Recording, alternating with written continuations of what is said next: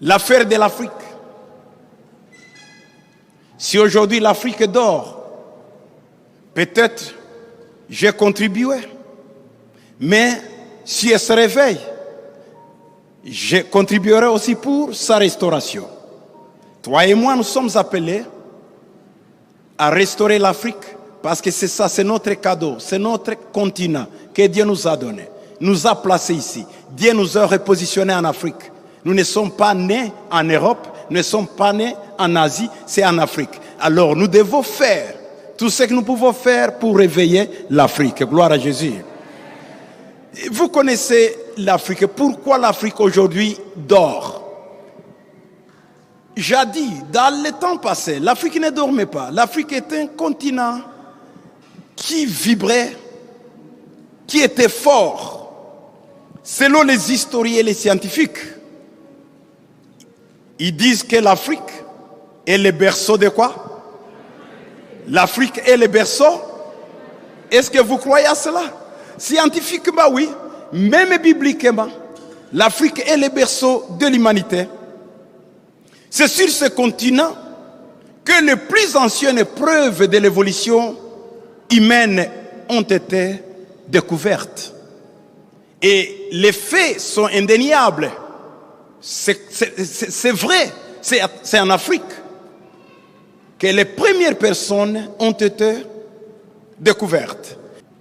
Comme je vous ai dit, la région de la vallée du Grand Rift en Afrique. En fait, le Grand Rift vient d'Israël jusqu'en Mozambique. Lorsqu'il y a les tremblements de terre en Syrie, nous les sentons en Afrique de l'Est parce que c'est le même rift. C'est la même vallée. Depuis le lac Galilée. Le lac Galilée date de naissance avec le lac Tanganyika. Ils sont nés le même jour à cause des volcans des montagnes de Syrie. Lorsque Jésus va piétiner sur le mont des Oliviers, la Bible dit qu'il y aura une grande vallée. Ça, c'est quelle vallée? La vallée va atteindre l'Afrique, c'est Rift Valley. Aucun théologien européen ne te dira pas ça. Mais nous avions étudié, nous les Africains. Nous connaissons maintenant ce qu'ils connaissent. J'ai fait 5 ans en étudiant l'hébreu. Je connais l'hébreu et les livres qui ne sont pas même traduits en anglais. J'ai lu beaucoup de livres hébreux qui sont écrits seulement en hébreu, qu'on ne peut pas traduire même en français et en anglais. Ils parlent de l'Afrique. Il parlait de l'Afrique. Il n'y a pas l'histoire hébreuse sans l'Afrique. Ils ne vous diront pas ça. Parce qu'aujourd'hui, les commentaires bibliques que nous avons ont été faits par les missionnaires du 19e siècle. Ils étaient allemands et anglais qui étaient racistes à l'époque de l'esclavagisme. Ils ne pouvaient pas dire concrètement ce qu'est l'Afrique. Mais nous, les enfants d'Afrique aujourd'hui, nous avons étudié. Nous connaissons la vérité. Nous allons parler la vérité. Alléluia! Nous allons parler la vérité. Nous allons parler la vérité. Lui, Atsali connaît. Lorsqu'on est dans les haïkal. Il connaît quand on est dans les haïkal avec ces vieux occidentaux. Ils nous respectent. Pourquoi? Ils ne nous respectent pas parce que nous sommes des Africains. Parce que nous avons la connaissance. Nous parlons comme eux. Nous avons des recherches comme eux. Nous nous exprimons comme eux. Et nous avons l'Esprit de Dieu. Même plus que eux.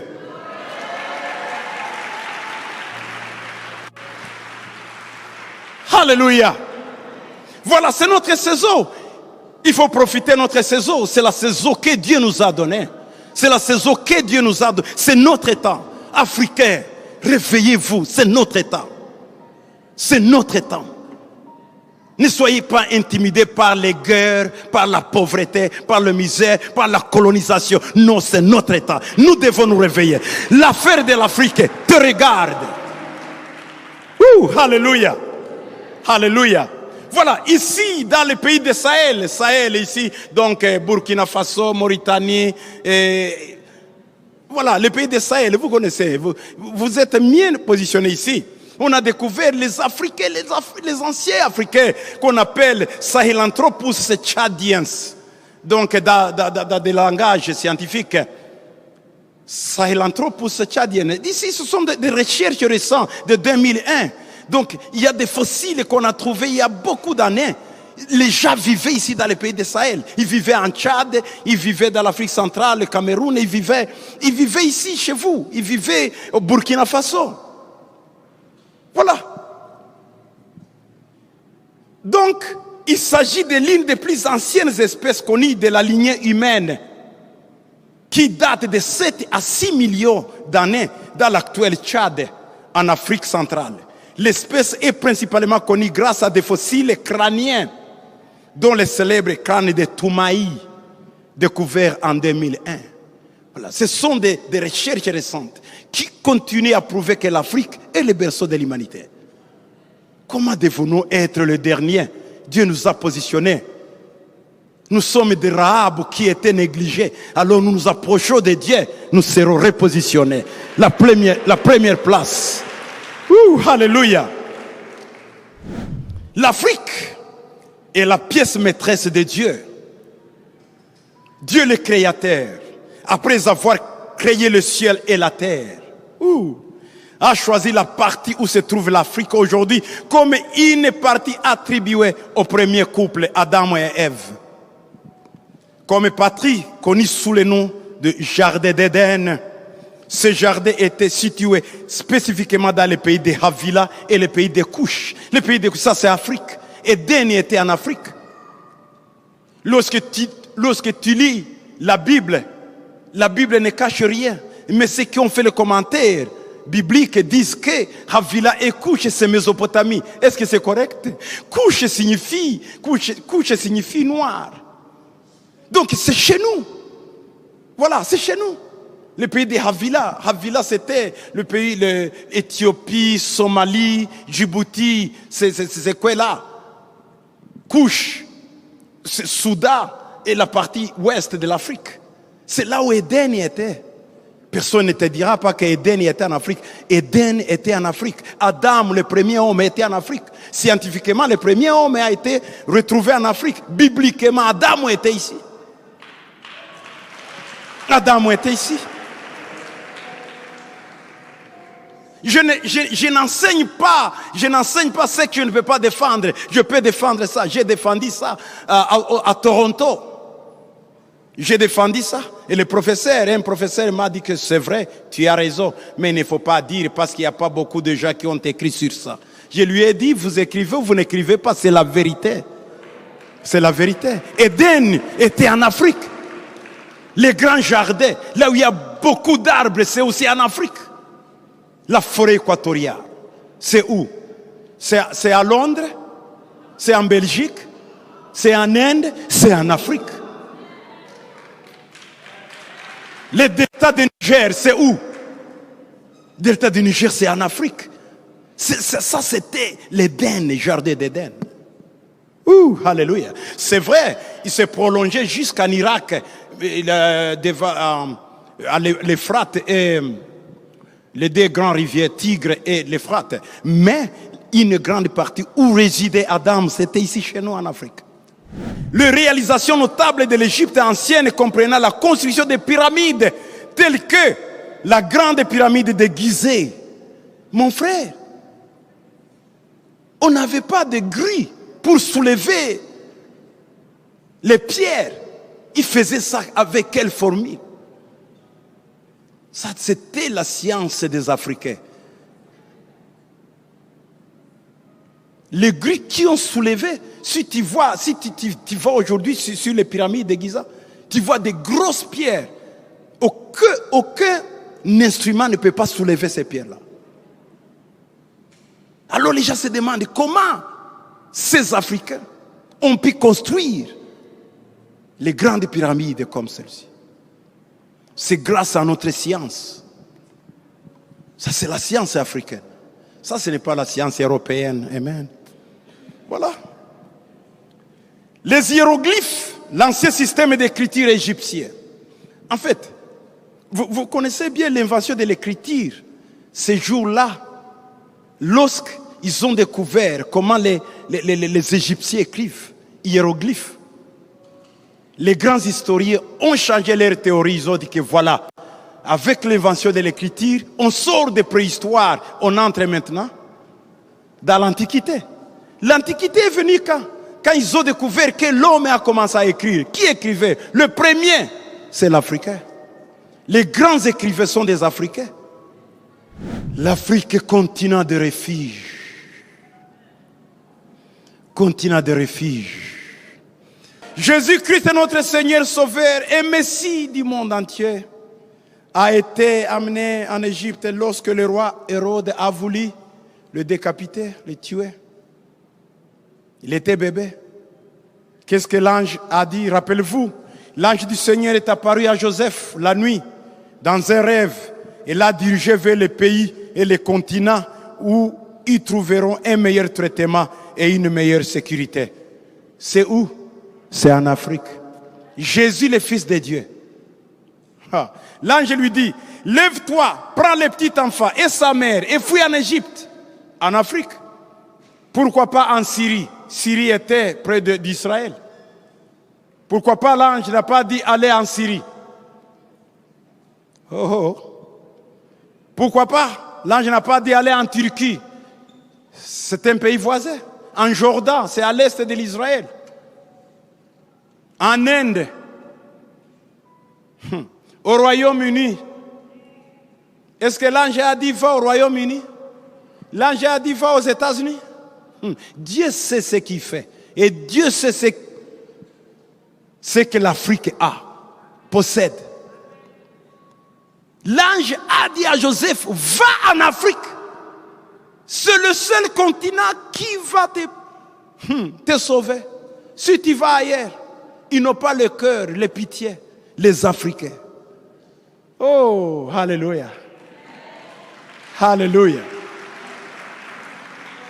Mes frères, Esdras 10:4, lève-toi, car cette affaire te regarde.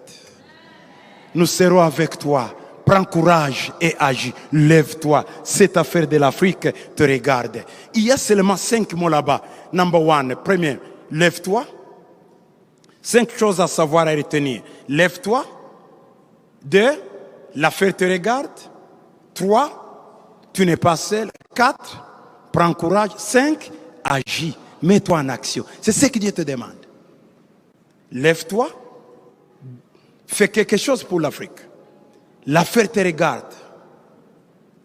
Tu n'es pas seul. Il y a d'autres gens que Dieu a amenés. Ils ont le cœur de travailler avec toi. 4, prends courage. 5, agis. Mets-toi en action.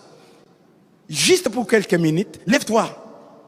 Signifie, dans Ésaïe 61, la Bible dit, lève-toi et brille, car ta lumière arrive et la gloire de l'Éternel s'élève sur toi. Voilà, un peu. Lorsque la Bible dit, lève-toi et brille, car ta lumière fait quoi? Arrive. Tu vas briller après la lumière ou avant la lumière? Selon la Bible.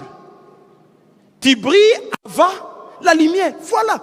Commence à te comporter comme un prince maintenant. Commence à brûler avant que ta lumière apparaisse. Ah, alléluia. Voilà. Lève-toi et brille avant que la lumière apparaisse. Changez la mentalité. Prononcez. Prophétisez. Parlez. De belles paroles sur l'Afrique. Confessez. Prophétisez, proclamez sur l'Afrique. Lorsque la fille veut se marier, elle commence à se comporter bien avant même que les garçons viennent. Si tu attends que le garçon arrive et puis tu brilles, tu vas rester chez toi à la maison. Ou bien tu vas mourir sans mari. Tu commences à briller, à aller dans la ville, tu es bien, tu es coiffé et tout. Vous connaissez? Tu le fais avant que les hommes et les garçons arrivent, n'est-ce pas? N'est-ce pas, mes amis? Voilà, Afrique, lève-toi, car ta lumière arrive. Nous devons nous réveiller, nous devons montrer le sens de vie. Nous sommes vivants avant que même cette lumière arrive. Nous avons la promesse que la lumière va arriver. Mais nous devons maintenant se comporter comme des princes. Alléluia. Pourquoi? Lève-toi, revendique ton identité en tant qu'Africain. Tu vas revendiquer ton identité. Comment revendiquer ton identité? Vous savez notre identité? Amos 9,7. Amos 9,7. N'êtes-vous pas pour moi comme les enfants des Éthiopiens, enfants d'Israël? Tu sais ce que la Bible dit? Les enfants d'Israël égale les enfants d'Afrique. Donc les Israéliens égale les Éthiopiens, les Africains. Notre identité. Aujourd'hui, les Juifs sont forts, sont puissants. Lorsque Dieu voit les Juifs, il voit de telles manières qu'il voit les Juifs, il voit nous les Africains. Nous sommes égaux devant les yeux de Dieu. N'êtes-vous pas pour moi comme les enfants des Éthiopiens, enfants d'Israël? Dit l'Éternel. N'ai-je pas fait sortir Israël du pays d'Égypte? Israël est venu d'où? Il est venu d'où? De l'Égypte. Voilà l'Israël. Moïse était israélien? Non, il était africain. Il est né en Afrique. Les 3 millions de personnes qui ont traversé la mer Rouge vers la terre promise étaient des Africains. N'étaient pas des Israéliens, étaient des Africains. Ils sont nés là. Lorsque Dieu voit les Africains, il voit l'Israël. Israël égale Africain, Africain égale Israël. Toutes les bénédictions abrahamiques, nous les Africains, nous l'avons. C'est ça notre identité. Nous sommes comme des Africains, comme des Juifs. C'est ça. Nous devons revendiquer notre droit d'aînesse. Africain égale Israélien. Le Dieu d'Israël, c'est le même Dieu d'Afrique. Lève-toi, revendique ton héritage. C'est ça ton héritage, ma sœur, mon frère. Le premier homme était blanc ou était noir? Adam était blanc ou était noir? Il était noir. Dieu l'a créé dans la poussière ici. Est-ce que la poussière est blanche ou bien noire? C'est brune. C'est l'Africain. Mais Adam était noir. Mais oui, c'est ça la réalité. Est-ce que la poussière est blanche? La poussière et moi, nous sommes égaux. Il n'y a pas la différence entre moi et la poussière. C'est ça, Adam était comme moi, comme toi. Nous devons revendiquer notre peau. Alors, vous, nos sœurs, comment vous changez vos peaux? Vous allez vous maquiller, vous changez vos peaux. Ça, c'est la peau naturelle. Qu'est-ce que vous cherchez dans les salons là-bas? Ah, la fille de Cantique a dit que je suis noire, mais je suis belle. Alléluia. Ah. En tout cas, moi j'ai le problème avec les femmes et les filles africaines. Ils veulent changer leur peau, devenir quoi? C'est ça la peau originale. C'est ça la peau originale. C'est ça. Il faut revendiquer votre position. Alléluia. Qu'est-ce que vous cherchez? Non. Tu dois revendiquer ta peau. C'est ça la couleur de Dieu. Même au ciel, Dieu sera comme nous. Il nous a créés dans son image. Son image n'était pas blanche, c'était noir.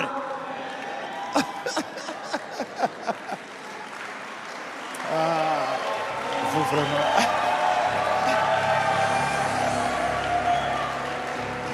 Mais il a dit, faisons l'homme. Alors il a choisi la terre et la poussière. Dieu est noir. Vous cherchez quoi? Vous allez vous maquiller, vous changez la peau, vous cherchez quoi? Dieu est comme toi, comme ça. Ah. Vous êtes très belle en tant que noire. La femme est noire, la femme est africaine. À toi, ma mère, je pense à toi. Ah. La femme de résignation. Ah. Vraiment. Nous devons revendiquer notre héritage. Tu sais le mot Adama,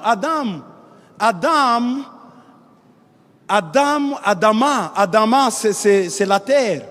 Adam, il y a le mot dam. Dam, c'est en arabique et swahili, damu. Dam, c'est le sang. Mais Adam, Adama, le deux mots se suivent en hébreu. Donc, l'homme de la terre, qui ressemble à la terre. C'est ce que la Bible dit. Il ressemble, l'homme qui ressemble à la terre. C'est moi, c'est toi. Il ne faut pas avoir de complexes. Oh, je suis la seule noire ici. Alors, avec Dieu, vous êtes majoritaire. Parce que Dieu aussi est noir. Et voilà. C'est ça la couleur. C'est la couleur qui ne change pas. Il y a trois choses qui ne changent pas dans la Bible. Hein. Jésus ne change pas. Il est le même hier. Je vais vous dire deux choses qui ne changent, deux autres choses qui ne changent pas dans la Bible. Jérémie 13, 23. Qu'est-ce que la Bible dit? Jérémie 13, 23. Un Éthiopien peut-il changer sa peau? Et un léopard ses taches? Les deux choses ne peuvent pas changer. La peau africaine demeure la peau africaine. Un Éthiopien ne peut pas changer sa peau. Jésus ne change pas, la peau africaine ne change pas, et le léopard ne change pas ses traces. Voilà trois choses qui ne changent pas. Toi, tu veux changer ta peau. Il ne faut pas faire ça. Lève-toi et revendique ton territoire. Éden, comme je vous l'avais dit, était en Afrique. Nous devons ramener encore Éden. Selon Ésaïe 53, 51, 3, la Bible. Ainsi, l'Éternel a pitié des cieux. Il a pitié de toutes ses ruines. Il rendra son désert semblable à un Éden. Éden peut revenir encore.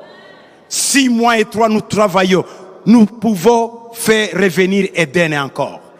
Il y a la promesse que Éden reviendra. Nous avons cette promesse. Afrique revendiquera sa droit. Retiendra encore sa place, sera repositionné. Gloire à Jésus. Lève-toi et revendique ta richesse. Genèse 2, 10 à 14. On dit qu'il y a un fleuve qui sortait d'Éden pour arroser les jardins. De là, il s'est divisé en 4 branches. Le nom du premier était appelé. C'est celui qui entoure tous les pays de quoi? De Havila, où se trouve l'or. Voilà, nos rivières regorgent d'or. Dieu a mis l'or en Afrique parce qu'il voulait que nous les Africains, nous soyons riches. Il nous a créés dans son image. Nous devons impacter le monde. Alors il nous a donné tout ce qu'il fallait pour impacter le monde. Est-ce qu'aujourd'hui vraiment nous assumons cette responsabilité? Non, nous sommes derrière. Nous étions la tête, aujourd'hui nous sommes la queue. Je suis venu ici pour vous dire que désormais, nous devons regagner notre place. Nous sommes la tête, ne sommes pas la queue. Alléluia! Alléluia! Alléluia! Hey! Voilà, cette affaire te regarde, c'est toi. Tu vas faire tout ce que tu peux faire pour faire revenir l'Afrique dans sa place. Avec Dieu, tu réussiras. Avec Dieu, tu le feras. Donc, il faut regagner ta place. Qu'est-ce qu'Adam faisait? Cultiver et garder Éden. Dieu lui a dit, cultive et garde Éden. Dans Genèse 2, 15, Dieu prit l'homme et le plaça dans le jardin d'Éden pour qu'il le cultive et le garde. Malheureusement, on n'a pas su garder notre continent. Les autres gardent notre continent pour nous. Ce sont eux qui ont les business. Les grandes banques appartiennent à eux. Les grands marchés, supermarchés appartiennent à eux. Même des infrastructures, des grandes routes, c'est le crédit de leur argent. Même les micros que j'ai ici, c'est leurs industries. Même les téléphones ici, c'est leur. Et pourtant, ce sont nos produits bruts qu'ils amènent là. Voilà. Parce que nous n'avons pas pu garder, ils sont venus garder pour nous. Ils sont venus garder pour nous. Nous sommes leurs ouvriers. Pourtant, ils devraient être nos ouvriers. Nos enfants traversent la mer Méditerranée, ils meurent tous les jours. Aller chercher un petit boulot de 15 €. C'est terrible. Nous devons garder, nous devons gérer, cultiver notre Afrique. Afrique, c'est à nous. Il faut que tu sens dans ton esprit qu'on a beaucoup volé notre Afrique. C'est notre état aussi de vivre notre Afrique, notre Éden. Amen. La Bible dit que tu n'es pas seul. Nous serons avec toi. Dieu sera avec toi. Si tu as cette pensée, Dieu aussi a la même pensée. Tu n'es pas seul. Si tu te réveilles, si tu fais quelque chose pour l'Afrique, ce n'est pas toi seul. Dieu a réveillé, a suscité beaucoup d'hommes, beaucoup de femmes, beaucoup d'enfants pour cultiver, pour améliorer, pour amener la bonne vie, la meilleure vie en Afrique. Tu n'es pas seul. Si aujourd'hui tu te décides de commencer à faire ton mieux, tu ne te trouveras pas seul. Il y a d'autres personnes qui seront avec toi. Alléluia. La Bible nous dit dans Josué 1:9, car l'Éternel, ton Dieu, est avec toi dans tout ce que tu entreprendras. Donc, tes entreprises, Dieu sera avec toi. Tes visions, tes ambitions, tes projets, Dieu sera avec toi. Alléluia. Dieu sera avec toi. Tu n'es pas seul. Aujourd'hui, tout ce que tu entreprendras, Dieu va être avec toi. Il va te bénir, il va te toucher. Il va amener d'autres partenaires qui seront avec toi. Tu n'es pas seul. Prends courage. Prends courage. La Bible dit dans Esdras 10:4, prends courage. C'est ton temps de prendre courage. Josué 1:9a, ne t'ai-je pas donné cet ordre? Fortifie-toi et prends courage. C'est l'ordre de Dieu. Prends courage, ma soeur. Prends courage, mon frère. C'est ton temps. C'est ton temps. Finalement, agis. Mets-toi en action. Qu'on ne parle pas, qu'on agisse. Il est temps maintenant d'agir. 1 Chronique 28:10. Considère maintenant que l'Éternel t'a choisi pour construire une maison qui serve de sanctuaire. Fortifie-toi et agis. Que le Dieu d'Abraham, que le Dieu d'Afrique, que le Dieu de nos pères, que Dieu de notre foi te bénisse. Lève-toi, on prie.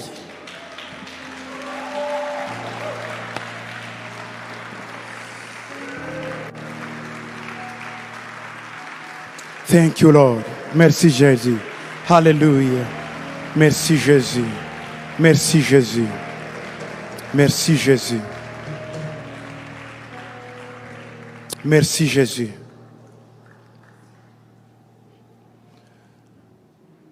Jésus, nous te bénissons, Seigneur. Tu nous donnes une lourde responsabilité, mais Seigneur, nous sommes prêts à agir. Nous sommes prêts à t'écouter. Nous sommes prêts, Seigneur. Ce que tu nous demanderas, nous le ferons. Nous sommes disponibles d'agir à tes ordres, Seigneur. Car l'affaire de l'Afrique nous regarde. Laisse que tout un chacun de nous comprenne que l'Afrique, c'est son affaire. Que chacun de nous puisse participer, Seigneur, au repositionnement de l'Afrique.